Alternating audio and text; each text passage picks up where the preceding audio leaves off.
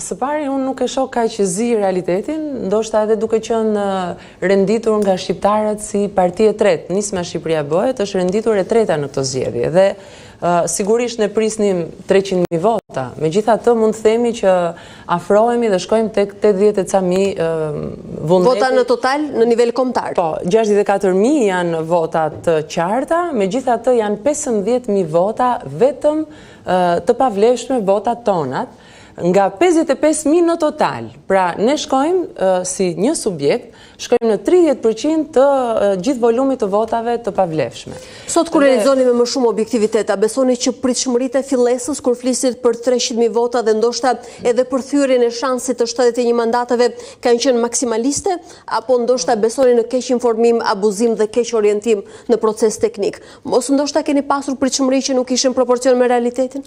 Ne jemi një grup ndrimtarësh. Jemi një grup ndrimtarësh edhe ndrojmë një Shqipëri tjetër, jo këtë që është sot. Ndrojmë një Shqipëri ku mbi të gjitha ka një votë të lirë dhe të fshehtë. Dhe doja të ndalesha, prandaj dhe kërkova ndërhyrje, sepse doja të ndalesha tek fshehtësia e votës.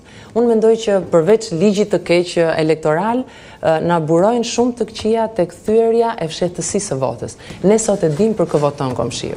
Ne sot e dim hallin që ka fqinj një ynë. Dhe si rrjedhim, partia në pushtet arrin ta josh, arrin ta presionoj, arrin ta kap, arrin ta kërcënoj, arrin t'i nxjerr pengesa në mësim, në shkollë, në spital, në qendër shëndetësore. Domethënë, absurdet që ndodhin këtu me mënyrën se si presionohet vota janë të jashtëzakonshme, janë të paimagjinueshme. A besoni që mungesa e diskrecionit të votës personale vjen edhe nga sistemi i patronazhimit shumë i sofistikuar në 4 mandate? Po, dhe aty doja të dilja. Duke qenë se vota e fshehtë ka qenë vazhdimisht e cënuar, ne kemi kërkuar në KQZ këtë herë që fletët e votimit të mos ishin të renditura sipas me numra serial, por me numra rastësor.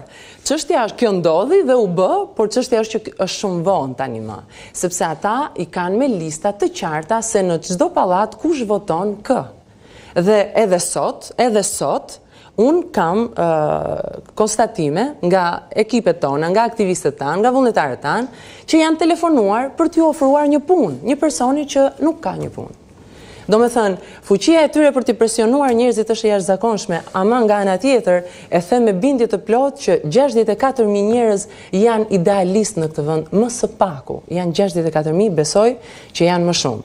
Ne duhet t'u tregojmë shqiptarëve që është shumë e rëndësishme që të vazhdojnë të ndrojnë për një Shqipëri më të mirë dhe po u bën bashk ata mund t'ia dalin.